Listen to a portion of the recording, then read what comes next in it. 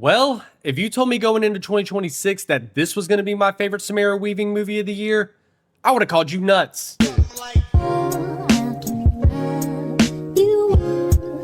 Yo, what is up, movie fans? My name is Andrew, aka Noezone, and today I'm going to be giving y'all my spoiler-free review of Over Your Dead Body. But before I get into that, if you enjoy my review of this movie, make sure you leave a like on the video. It really helps out the algorithm a lot. And if you enjoy watching movies and TV shows, consider subscribing to the channel. I talk about a bunch of them over here. And if you do subscribe, make sure you turn on that notification bell so you never miss an upload. But with all of that out of the way, let's get into this review. And Over Your Dead Body follows a dysfunctional married couple that retreats to a secluded cabin to repair their relationship, but each secretly has plotted to murder one another. And that basic premise is all I knew going into this film. I was already planning on seeing this in theaters, but I was lucky enough to get a screener for this. Just want to give full disclosure on that I did get to watch this film for free, but in no way is it going to affect my opinion on it. But I did have this hyped up a good bit for me from critics that I follow across social media that saw this at South by Southwest last month. So I definitely had some pretty high hopes going into this film. But getting into my actual thoughts on Over Your Dead Body, starting out with my positives. And first up is going to be Samara Weaving and Jason Segel's performances as this married couple. Their names being Dan and Lisa, because their chemistry is insanely good, even when it's not supposed to be. There are so many scenes where they have these like offhanded remarks to one another, and they just play it off so well. Especially Samara Weaving, because some of her dialogue had me cracking up laughing in the first third of this film. There was also one scene in particular that I think just showcased how good of an actor and actress these two are, where without giving any spoilers, they're acting to one another in the film of how they're going to play a certain situation off, and they're just screaming and trying to outact one another in this scene, and it's just a masterpiece of a scene. It had me laughing so hard. And my next positive is going to be the supporting cast that surrounds Dan and Lisa, with Timothy Olyphant and Juliette Lewis, because the stuff that they're doing in this movie is also crazy as well. And I've always been a huge fan of Timothy Olyphant ever since I saw him in Scream 2, and he kind of gives a similar performance to Scream 2 in a lot of ways, so if that gives you any idea of what you're in for. And Juliette Lewis is someone that I've been a huge fan of ever since I saw her in the episode where she becomes a bounty hunter in My Name is Earl, and they're just both great in this movie. I also thought Keith Jardine and Robert Goodman did a good job as well. But my next positive is going to be the blood and gore, because this movie was surprisingly more violent than I thought it was going to be going in, with multiple moments making me go, holy shit. And I felt like there was a really good mix of both practical effects and CGI to do that blood and gore. I also thought the comedy was really well done in this. Like I mentioned earlier, there were a lot of scenes that were just cracking me up, but I think that this is one of the most consistently funny movies that I've seen in the past few years. It just had a lot of witty jokes while also having a good mix of some dumb ones in there as well. And speaking of wittiness, my next positive is going to be the script, because this is a very smart script in my opinion, because there are so many moments early on in the movie that if you're paying attention, they all come back later into the movie. It felt like almost every single moment in the first half of this film come back and have some sort of payoff, which is always something that I like seeing in movies, because it shows that the writers just have intent with everything that they put in this story. I also think that that's one of the things that will make this film super rewatchable in my opinion. And while I didn't get like emotional or anything watching this is just not that type of movie. I did think that the movie had a very emotionally satisfying way that it wrapped up the story. I also thought that this movie was paced very well at 1 hour and 45 minutes. There was not really a dull moment, and it does not take long for it to get going. And that's something that is always welcome to me in the horror and thriller genres, with this one falling way more under the thriller side of things. I also liked a lot of the directing from Jorma Taccone, and I'm curious to check out stuff that he does in the future and more of his back catalog after watching this film. And moving on to my mixed section of the review, and there's only one thing that I felt mixed on in Over Your Dead Body, and that's that I wish this one certain character would have lived to the end or just lived longer in the runtime, but this character does shine for the small amount of screen time that they do get. So that's why it's a mixed and not a negative, but I was a little disappointed when this character did get killed off. And in terms of like full-on negatives that I just didn't like with Over Your Dead Body, I don't have any. This film just did almost everything right in my opinion. The comedy is funny,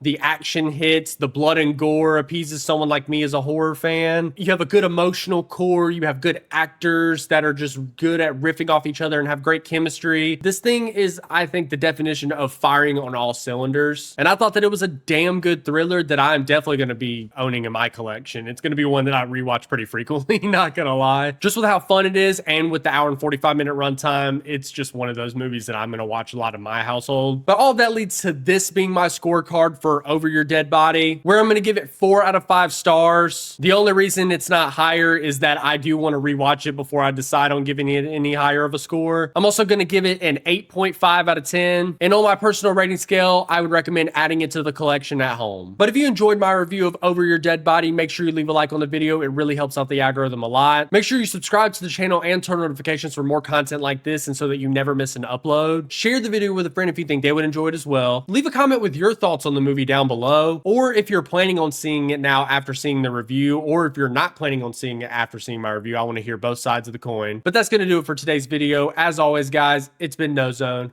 Peace.